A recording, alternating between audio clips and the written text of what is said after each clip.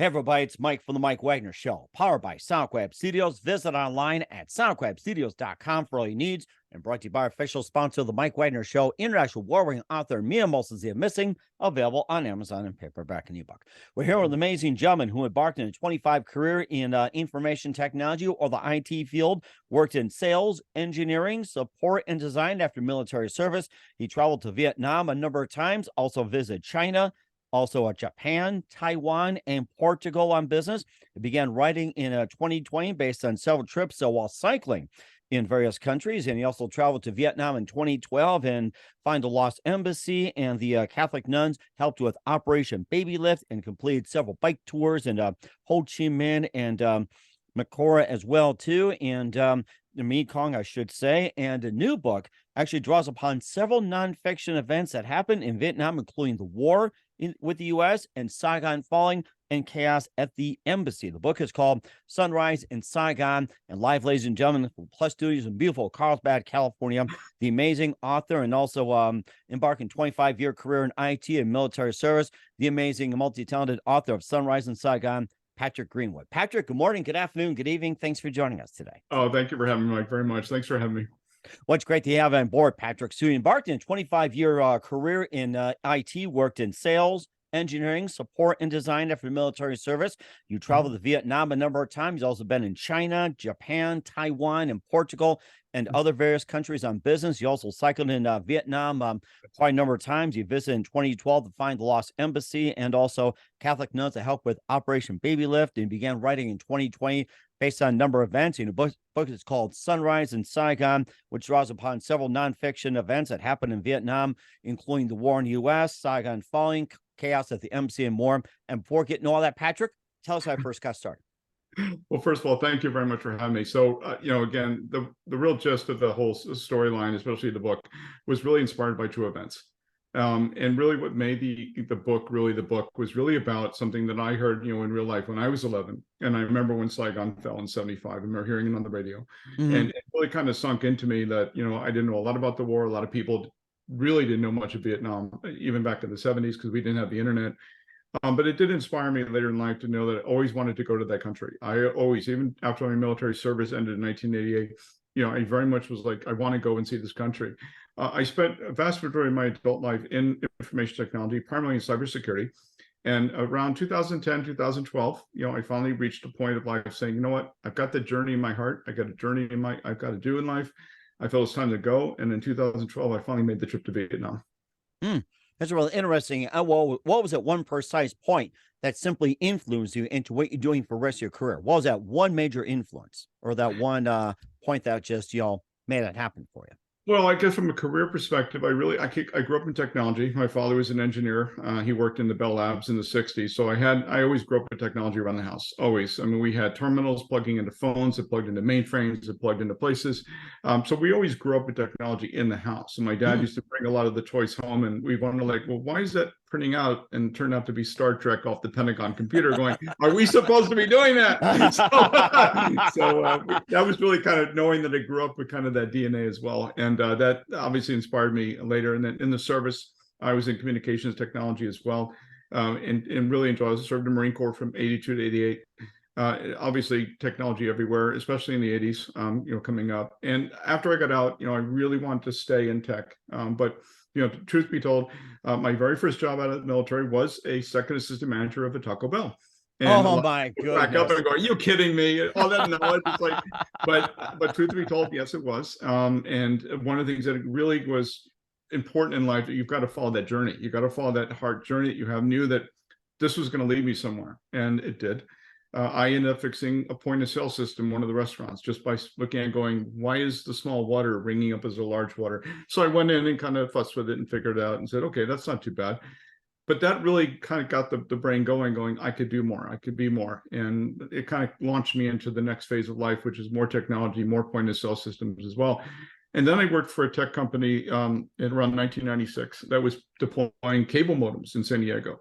And so I started getting into cable modems. Then around 1998, I was working for a finance company that got hacked. And everyone's like, what do we do? Well, what do you mean? What's a hack? We don't know. We saw the movie Hackers with, Angelina Jolie going, okay, is that it? No, that's not it. So nobody really knew cybersecurity in the 90s until the dot-com bomb came in 2000. And then suddenly, when everybody crashed, everyone wondered, well, what happened to all the data? What happened to everybody's credit card information? And suddenly in 2000, 2001, I was working at Cisco Systems at the time. And we suddenly were knee deep in, okay, we got to help people. And cybersecurity really, from that point, really took off. And it's been obviously on a trajectory ever since. So that's really how I got into tech, obviously, and stayed in cyber for a very long time. And that really had some pieces of the book. There were some parts about hacking in the book that were important, obviously.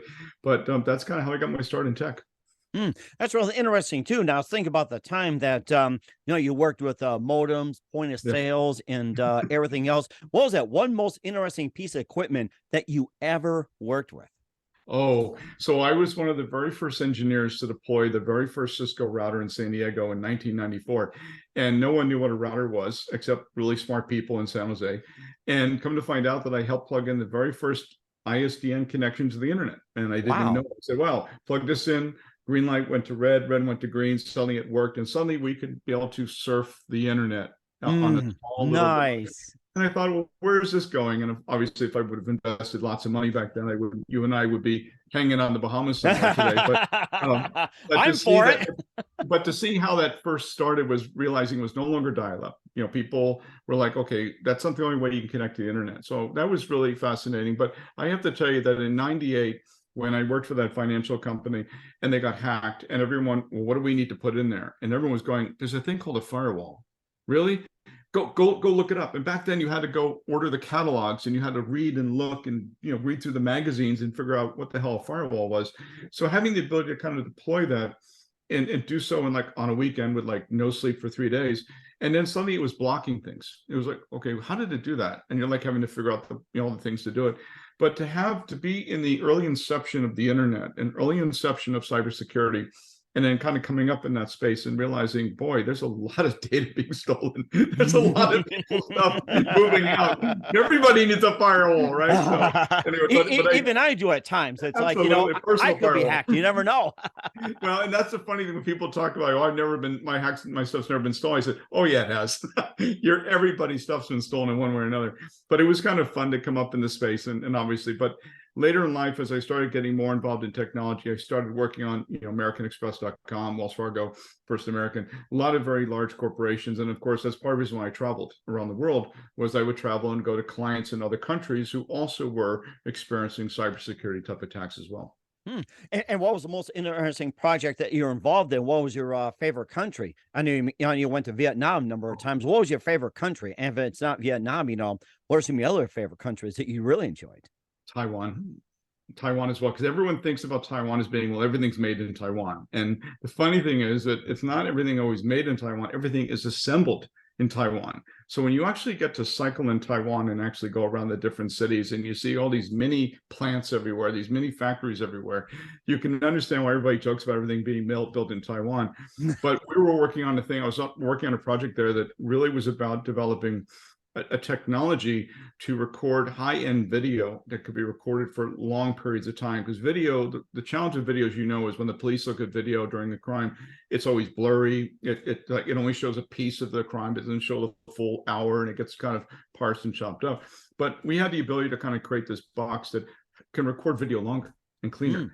And so we were working with a company in Taiwan that was building it for NTT Japan, which is Nippon Telephone Telegraph, and they were trying to use it for the Tokyo Olympics. So they were going to put these capabilities to record greater high definition video in much more places around the Olympic venues as well.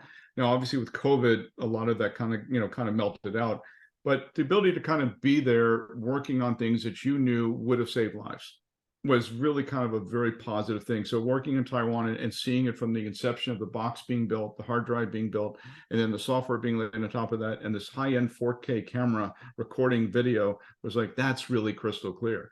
So if somebody did do something, then there's a high probability that these devices would have caught whoever did it. And it was definitely destined to work in the Olympics as well. So that was kind of a really fascinating thing to work on. That was rather fascinating, and I love all your journeys as well too. And your passion for cycling is really running deep. You mentioned about cycling through, going to work in Taiwan and everything. We'll talk about your cycling career and going to Vietnam as well too. But first, listen to the Mike Wagner Show at the MikeWagnerShow.com, powered by SoundCloud Studios. Visit online at SonicWebStudios.com for all your needs. Look at a professional website without breaking your budget. Sonic Web Studios is the answer. Sonic Web Studios offers fast, affordable custom web designs at below the competition rate. Call today, 1-800-303-3960. That's 1-800-303-3960. Or email to support@SonicWebStudios.com. Mention the Mike Wagner Show. Get 20% off your first project. Sonic Web Studios. Take your image to the next level. Also, time to give official shout out to our official sponsor of the Mike Wagner Show, international warring author Mia Molson-Zia. If you love fast-paced mysteries, you love Missing by Mia Molson-Zia, available on Amazon and paperback and ebook. Missing is fast-paced and intriguing with an unforgettable twist. Takes place in 4 countries, 2 strangers, 1 target, where truth is illusion and those you love will be the first go missing. It's available on Amazon and paperback and ebook. Missing by Mia Molson-Zia has garnered great reviews, and Eve 11 enjoys by Howard celebrities, including Joanna Cassie, Forbes, Riley, and Ellis. So grab your copy today for it goes Missing by Mia Molson-Zia, available on Amazon. Also, check out the Mike Wagner Show at the MikeWagnerShow.com and over 40 podcast platforms, heard in 100 countries, including Facebook, SoundCloud, Spreaker, Spotify, and iHeartRadio, also Anchor FM, iTunes, Google Play, Amazon, Audible, Apple Music, also on YouTube, BitChute, and Rumble. Also, Hamilton Radio every Thursday night, 9 p.m. Eastern, 8 p.m. Central. A few networks coming soon. Take us with you on any mobile device. Subscribe to the Mike Wagner Show on the YouTube channel. Follow the Mike Wagner Show on Instagram, Twitter, and TikTok today. And for great gift ideas, go to Amazon.com. Check out the Mike Wagner Show podcast. T-shirts, pop sockets, throw pillows, tote bags, hoodies. Makes great gifts 24/7. Go to Amazon.com. Check out the Mike Wagner Show podcast. And for more great gift ideas, go to Amazon.com/Mia Molson-Zia for great books like Missing, Once, and Wrinkles. Also t-shirts, pop sockets, hoodies, phone cases, and more. Amazon.com/Mia Molson-Zia. Check it out today. I'll support the Mike Wagner Show on Anchor FM, PayPal, and the MikeWagnerShow.com. Make sure you do so today. We're here with a terrific gentleman who embarked on a 25-year career in IT, working in sales, engineering, support, design after military service. Patrick Greenwood, also the author of Sunrise in Saigon here on the Mike Wagner Show. I mean, he had a great career in the IT field. He also been in military as well, too. He also traveled in several countries as well, too. We cover that. And most importantly, you traveled to Vietnam quite a number of times, and you also have a passion for cycling, and you did some bike tours around there for a reason. And tell us, how'd you first get interested in bike riding or cycling? Well, great question, Mike. So obviously cycling is a passion for me. It really kind of started out really as a necessity. So being in technology, traveling, I probably logged more hours than most people in a plane. And of course, Marriott used to send me get well cards every week if I didn't stay in one of the hotels. we can use some, right? Absolutely. Like, hey, we haven't seen you this week, Mr. Greenwood, where do you plan to stay? But I I'll bike my way over there. Exactly. Same with the airlines as well. They're like, are you sure you're flying this week? Yeah, I know. I'll be on Thursday. Don't worry, I'll be there. But to rack up a lot of points, but in truth be told, when you're in that space, you're traveling a lot. You're spending 300 days out of the year on the road, really talking about technology and cyber, of course. And from a health perspective, my health really deteriorated badly. I was probably close to 285 pounds, and obviously having health problems and things like that. And so really, one day when my doctor told me, "Look, you're redlining here. I mean, you're pushing 48, 49 at the time, and you're really not. You got a body of a 70-year-old. So you got to decide what you're going to do." So I was walking in downtown Carlsbad, and I kind of covered that a little bit in the book as well about, running into a bike shop and kind of looking around and going, wow, those are really cool jerseys. So I noticed that. Yeah. Which one's Lance Armstrong? Can you point that to me? Or is that hidden away from somewhere? I'm kidding. These are better ones than that. These are real. I want one of those. We can trade. Absolutely. How's that? Absolutely. These are real. I earned these. So I went in the shop and checked out some bikes, and I met the owner and everything. And really be told, he really turned me on to my very first bike that I haven't had since I was a kid. And I went around, Carlsbad, down to Del Mar and back along the 101, and was just like, I got to do this. This is it. And that really started the journey of cycling, was how passionate it is. But more importantly, what cycling did for me was it really gave me a different view on life. Because it's like when you're observing life cycling, you're always looking forward. You're never looking back. So everything you see in front of you is about to happen. You could decide, turn left, turn right, speed up, slow down, but that's life. And so when I started kind of connecting life's dots with cycling dots and realizing, wow, you know what, if the more you cycle, the more healthy you become, the more you're going to eat better. So it wasn't the end of the journey, it was the beginning of a journey. Because I realized, okay, well, if I can do this, maybe I don't need to travel as much. Maybe I can change jobs. Maybe I can go here, you know. And of course, that wasn't too thrilling to my wife at the time, because she loved the money and everything else, and loved the benefits of, hey, you're making all this money, but you're also dying on the vine. So I chose to swing life back the other way and saying, I'm going to work less. I'm going to change jobs. I'm going to get out of this field of cyber, which I technically didn't, but I kind of did. And I said, okay, what else are you going to do yourself? Eat right, cycle, and really start thinking about other things that are going to help motivate you. Then Vietnam came around again. When I was 11, I heard this. I remember the desire to want to go to the country, and I started researching, saying, "Well, God, you know, I can go. I can take a vacation, take a month off. I can cycle. I could find the nuns. I could find the embassy. All these things that were really kind of hanging in the heart since I was 11. I finally just made true. And in 2012, I just said, okay, I'm going to go and take a little time out in life and follow a dream and follow a journey. And really, it kind of propelled me when I got there to realize that the moment I got off the plane, I'm looking around going, Tan Son Nhut Airport, you know, where's all the planes? You know, and then you realize it's the war, get over it. You know, it's time to move forward in life. And I realized that the moment I got to the international terminal, how modern it was, how incredible these people were, and how friendly everybody was. But so it really told me that I made the right step forward, just like cycling. I'm looking forward, don't look back. And ever since that time, I've always looked forward in life.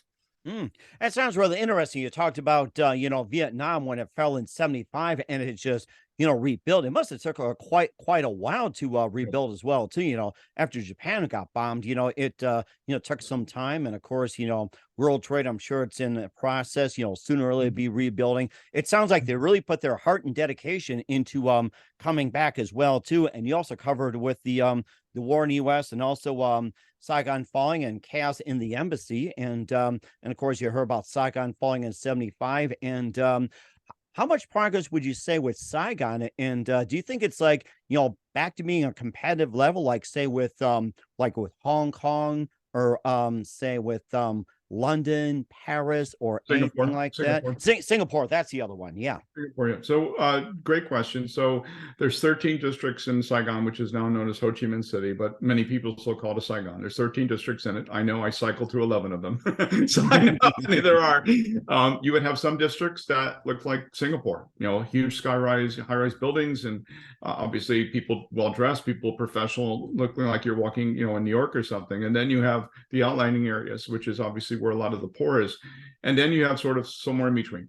And so it is the reason it was so important for me to cycle through the city was it's very crowded. There's 13 million scooters running around. And that was part of the reason I also got involved in Helmets for Kids for Vietnam, which is my benefactor. So my book sales, my coffee sales are all going towards Helmet for Kids. And where that really came about was really cycling around Saigon and almost running into 1,000 motor scooters at a time and almost getting hit. And I'm thinking, I've got a helmet on, I've got my cycle jersey, which is actually the one back over there on the wall. But then I noticed the kids. These kids were 3-4 years old on bikes, no helmets, no lights, no nothing, barely having a chain moving. And they were just, feast of phantom. I mean, they had to go up against the scooters and the trucks. And it's sad to hear how much there's a challenge to that. So you observe that when you're on a bike. And then you're riding through all the other parts and you're in this nice area. You see this beautiful coffee shop, looks like something out of Paris. You make a left down an alley and you're like, wow, whoa. And then you make another turn and suddenly it gets a little better. So it is definitely a city that has had its renaissance. And it also has a city that it also continued to left a lot of things behind as well. That's rather interesting. Sounds like, compare, contrast one side, the other, and everything else. And of course, you mentioned about the operation with the head helmets and everything else for the children. You also been in Operation Baby Lift as well, too, with the Catholic nuns. You also been in another operation. Tell us more about that one. So Operation Baby Lift happened in 75. And as you remember, President General Ford was really the one that kind of put the whole thing together, along with the Catholic nuns here in the US and also in Vietnam.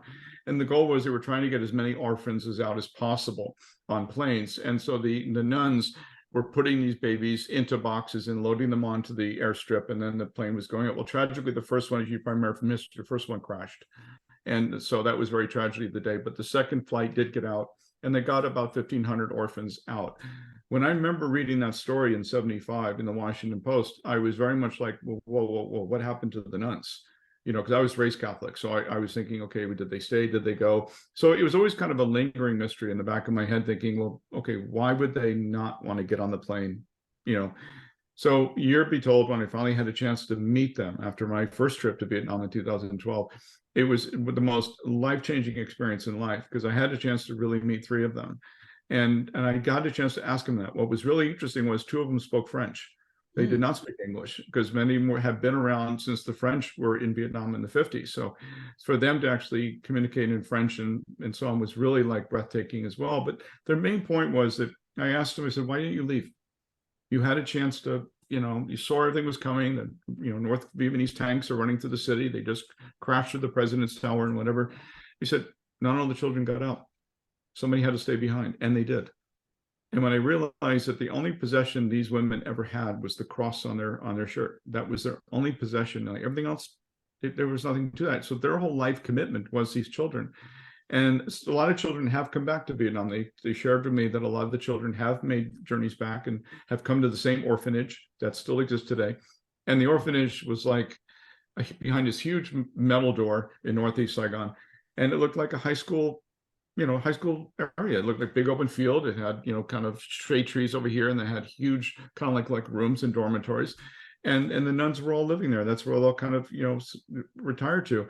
But they were incredibly wonderful. We did a prayer together. We kind of hung out together, and I spent a few hours with them. And I donated some money for them. They also inspired me also to invest in a water company in Vietnam. So I noticed again while cycling, you know, when you're riding around, you look at children, you say, hey, you look at, and they all have black teeth. They all have no teeth. Oh, my Yeah. goodness. So you kind of stop and ask, okay, well, and I asked my guide, I said, well, you know, help me understand this, you know, a little bit. And he goes, all they drink is sugar. They can't afford water. And so thinking about every day, just taking raw sugar cane and then drinking that, whatever fluid can be done from, can drain from that. And I went, okay, so why can't they have Desanti or any of the other brands that are running around? Is it they can't afford it? It's just because that's for the people that have money. So I ended up investing in a water company that was there, and I helped turn it around and say, look, I'm not interested in profitability here. I'm interested in, let's try to create as much clean water in the outlying district. So there were several poor ones we picked two. So these two, we're going to make sure they have clean water, and we'll just cover our costs for doing that. Proceeds of the water sales went towards the Catholic nuns. So for almost a year, any profits we made, I split it between the Catholic nuns and the local Buddhist temples that the workers went to pray at. So between the two of them, they were all kind of benefactors of it as well. And it lasted for about a year, maybe a year and a half the most. And eventually, because of, you know, things that happen in life, like, you know, police wanting bribes and a few other things, I eventually just liquidated it and sold all off for scraps. But for the year that it was open, you know, having the ability to see children drinking clean water. And we used to leave 55-gallon drums at the park down away, and people would fill up their bottles, and we'd go back and refill them every day. And everyone was sort of going, how are we going to stay afloat? I said, well, you know, sometimes there's a lot more things more important than money.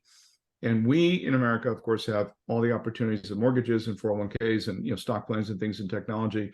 You're blessed for what you have. And I was always blessed to have a lot of opportunity in life. And this was my way. It's not a giving back, but to see children drinking clean water out of a bottle was really, really, really good to see that. And then while we're cycling on other tours, I went there 3 times. On the second time, we're out further out, and we run into some villages, and they're just like sugar cane. I said, so I would tell the truck guys, veer off another 20 kilometers and bring another 10 cases and just drop it off right there at the corner and let people, you know, kind of get the water. So that really was my first major project in Vietnam, was the water. And then Helmets for Kids came a few years later, as far as, you know, getting more involved in that charity. But yeah, the initial one actually was a clean water project. I was thinking about the Clean Water Project as well, too. I was watching a documentary about Bill Gates and the situation in Africa as well, too, that they have the water problem, and there was not enough toilets and everything else, and kids were drinking, you know, water, you know, the people, you know, did their business and everything else. Do you think that might be somewhat similar to what happened in Vietnam, or was like a lack of rivers, lakes, streams, or climate wise? And how often did it rain, and temperatures and everything like that? So Great question. So at the fall of Saigon, and again, this really comes from my ability to kind of meet a lot of veterans at work. Because when I was in the military in the early 1980s, there were still a lot of guys left over from Vietnam that were in the Marine Corps even then. So I had a chance to really talk to the master sergeants and the captains and the majors that were there, that were lieutenants back then, and say, hey, what was it like, and so on. And over the years, I've met a lot of Vietnamese people, and I've done even podcasts with Vietnamese survivors and refugees. And they told me that when the whole thing happened in April of 75, when the communist government took over, it became complete mayhem. It literally was people literally stealing from people. It was people that literally saw one drop of water, they would steal the drop and push the person out of the way to go steal another drop. It really was anarchy in its worst way. And even today, when you get into some of the outlining areas, there is a lot of rivers, there's a lot of streams, it does rain a lot, it floods a lot. Now, flooding there literally is 3 to 4 feet. It literally is like an entire city is underwater, especially in the outlining districts near the Mekong Delta. So those are the areas we were most interested in bringing water to, was those areas. And even with the progress that they've made in most of the districts in Saigon, the high rises and obviously, being more modernization, there's still a vast majority of people that still live in poverty. And a lot of them do not travel to the cities like people think. They literally just stay on the farm, or they stay in the Delta. They live off the river like they did for 100 plus years, and they still have people that will live in a hut, and it's amazing. So when you're cycling 2 hours out of the city, you're running into dwellings that have been here since the 40s or even the 30s, or old French plantations that have been taken over by groups of families that have now taken over the plantation and so on. So it definitely is an eye awakening, but I do think that they did obviously do a lot of modernization, of course, to be competitive in the world market. But like every other city you travel to in Asia and Europe and other places, there is areas that just didn't quite get caught up with all the modernization stuff. You also talked about being a good portion of Vietnamese speaking French and everything else, and the majority spoke around the 40s and 50s. How much percentage are the Vietnamese speaking French nowadays? Well, the older crowd. So you have to, if you go into the outlining districts and go to some of the more historical cities like Hue and Da Nang, those are all modern. Those are all English speaking.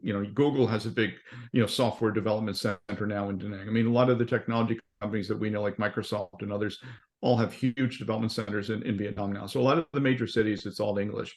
When you get to the northern ends or the eastern ends of the highland areas, it's still, there's so many different dialects of Vietnamese. I mean, I barely can understand even the one in Saigon. You go north 4,000 feet, up in the elevation, you run into the mountain yard people, no idea what they're speaking.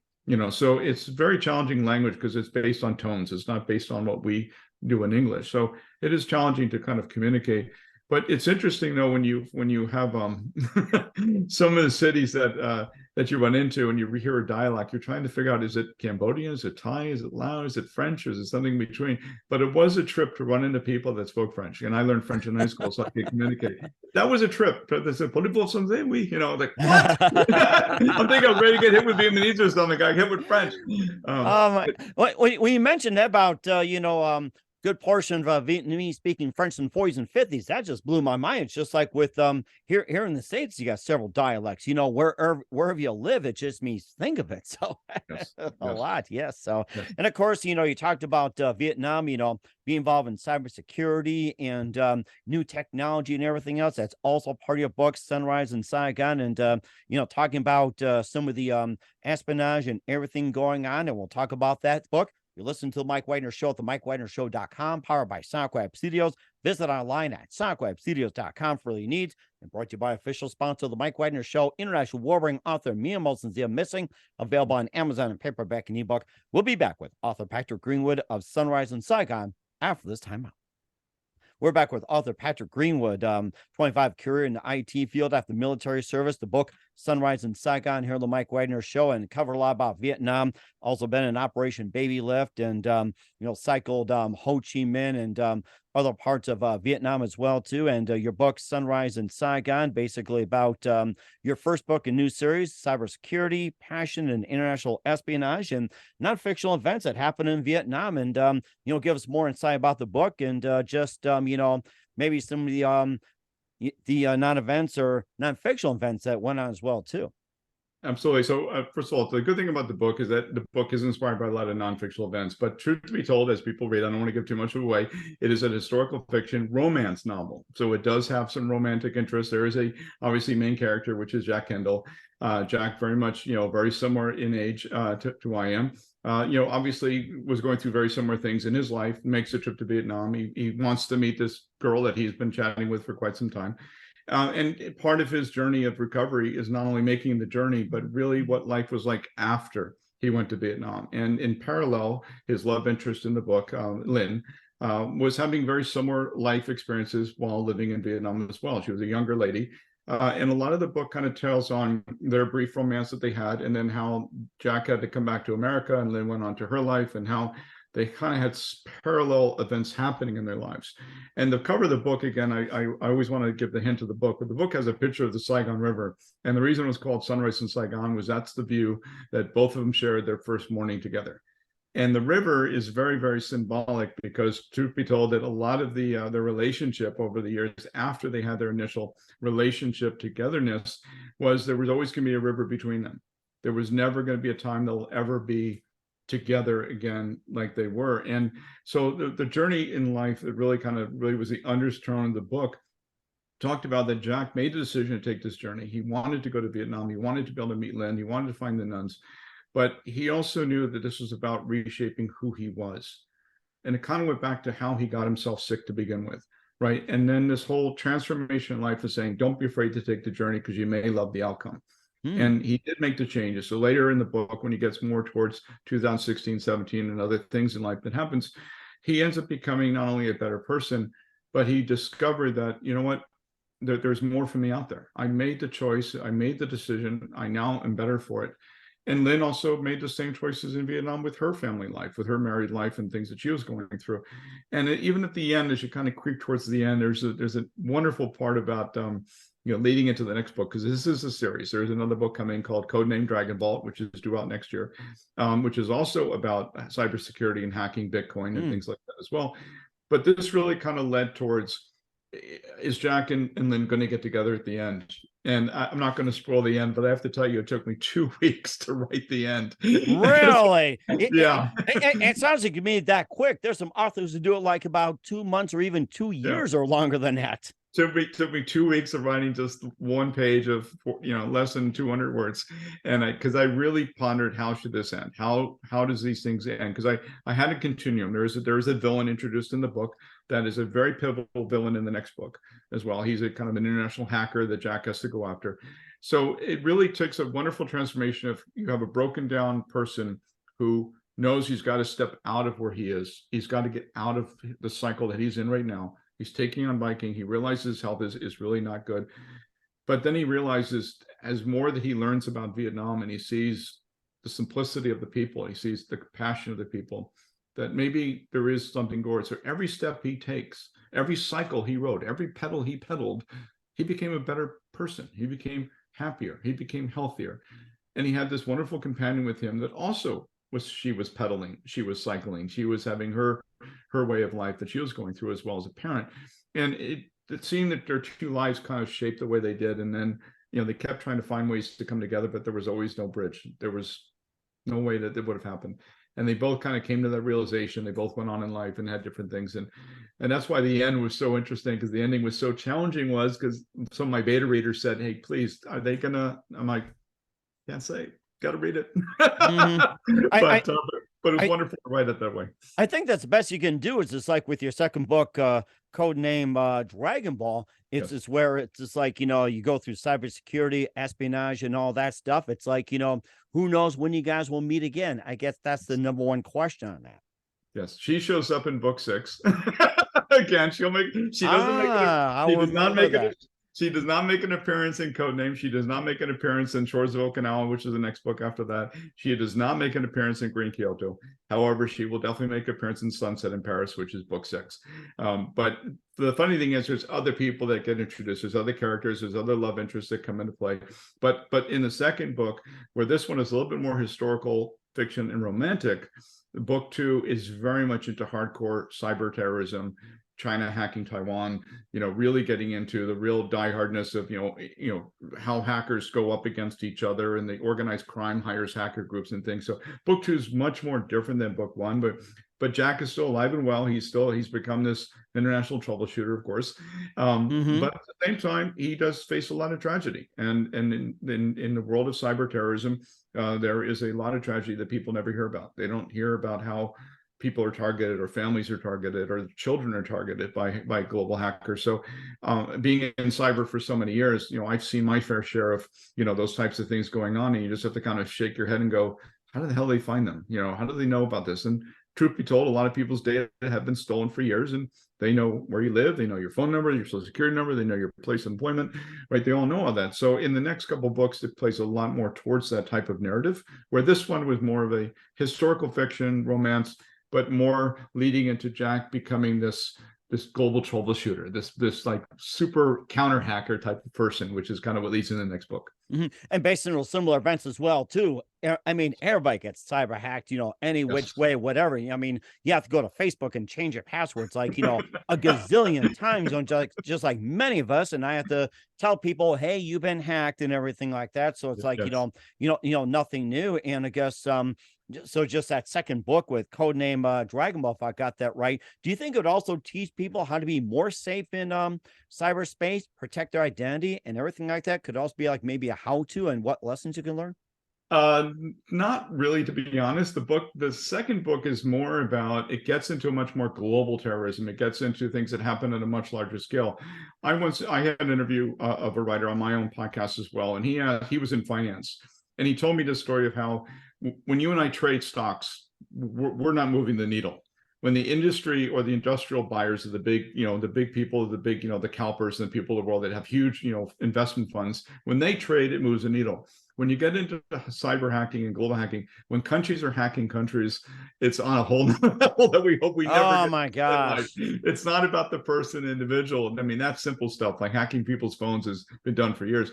But when you're talking about large scale, country against country, organized crime against organized crime, and you have organized crime units going out and farming out their hackers to another organized crime group, hey, we'll give you our hackers for a few weeks, but we need 50 million in Bitcoin. That's why you're going to start seeing a lot of the Bitcoin conversation coming up, because in 2023 we do expect in the industry a huge growth of Bitcoin. We expect a huge, even with the crash of this one that got hacked last week and went bankrupt. Yeah, okay, but next year you're going to see a lot more Bitcoin and a lot of this blockchain. So the timing of the books is going to really paint on everything is Bitcoin, everything is cryptocurrency.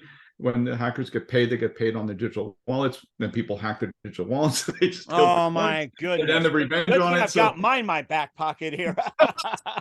Absolutely. So the next book definitely takes it up a level on that, but it makes it to where, especially if you look at the geopolitics of the day and you're looking at China and Taiwan going at it, and everyone thinks it's going to be guns and missiles and bombs. No, it's all cyber. It's I'm stealing your phone number, you're stealing my data center, you're jacking my health records.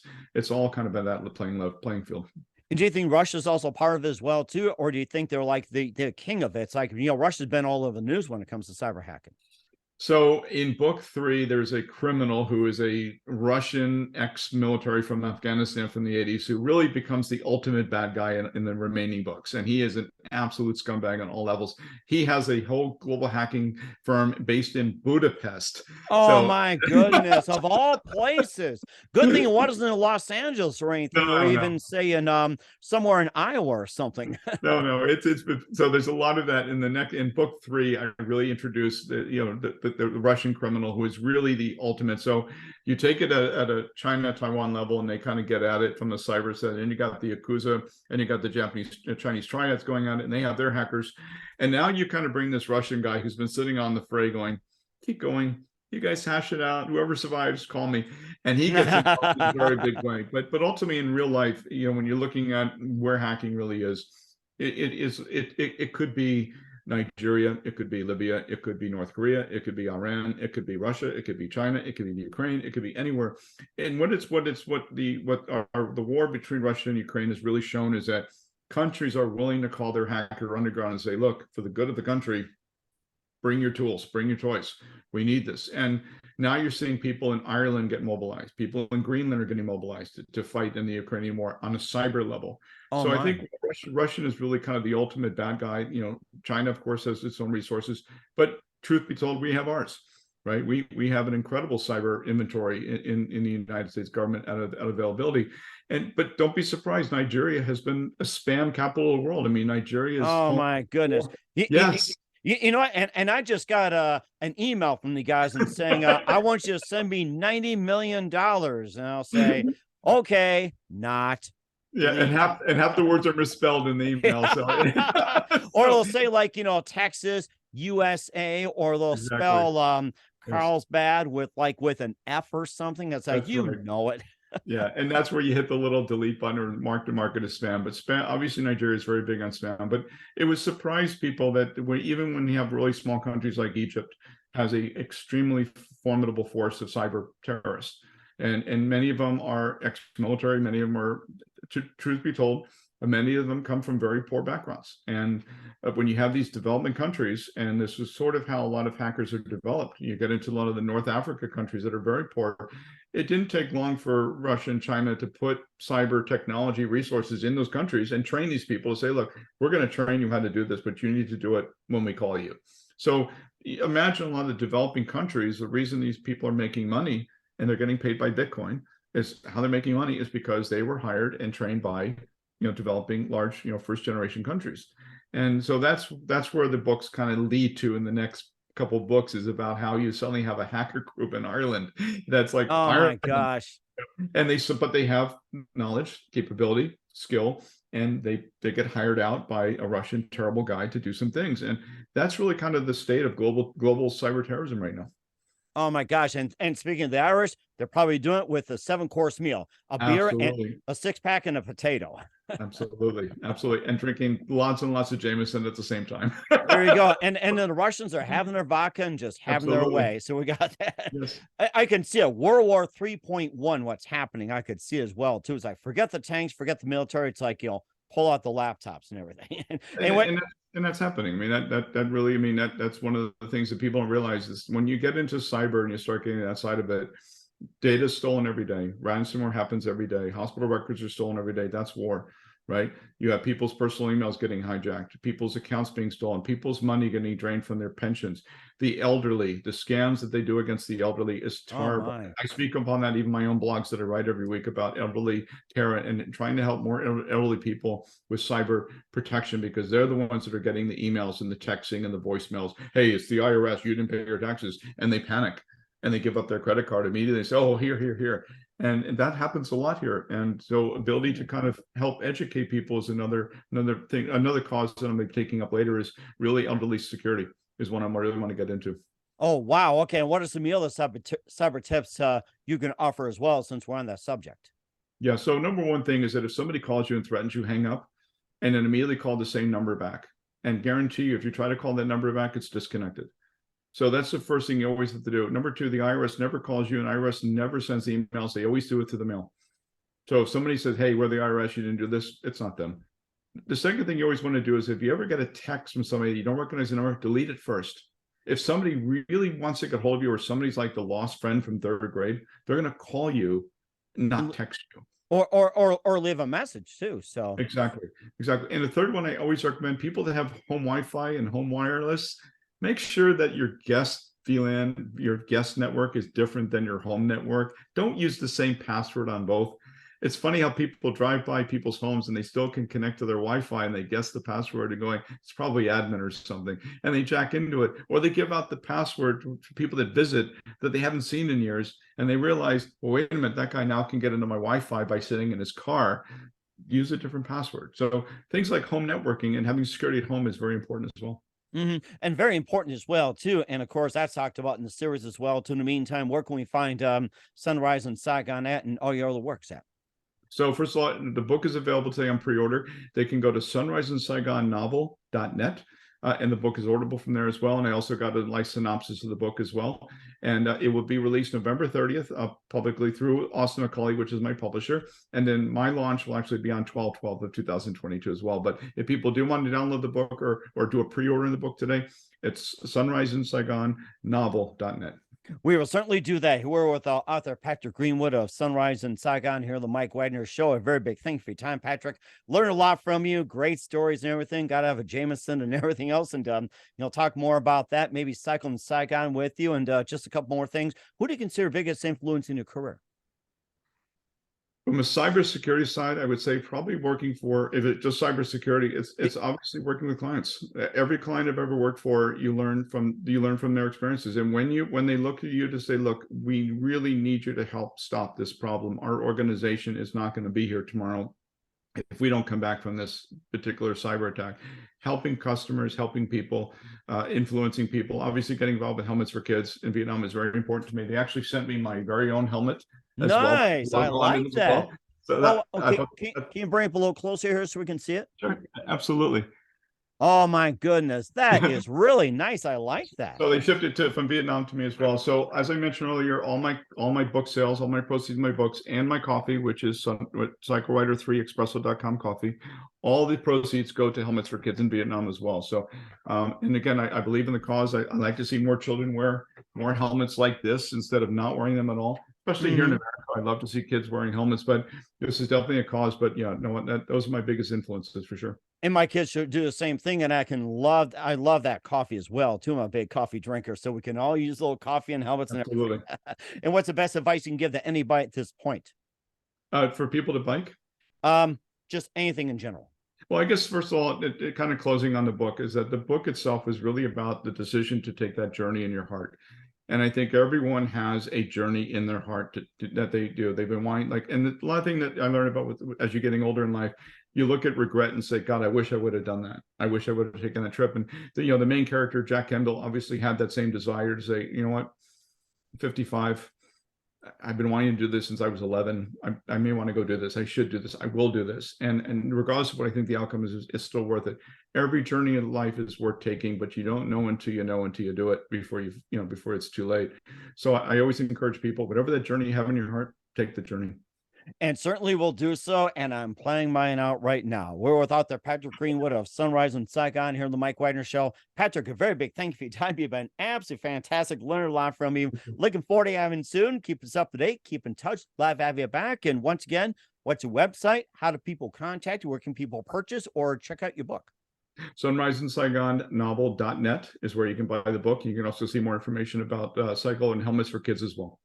We'll certainly check that out. Once again, Patrick, a very big thank you for your time. You've been absolutely amazing. Looking forward to having you again soon. Keep us up to date. Keep in touch. Live to have you back and wish you all the best. And Patrick, you definitely have a great future ahead of you. You too. Thank you, sir, very much. Thanks, Mike, for having me on.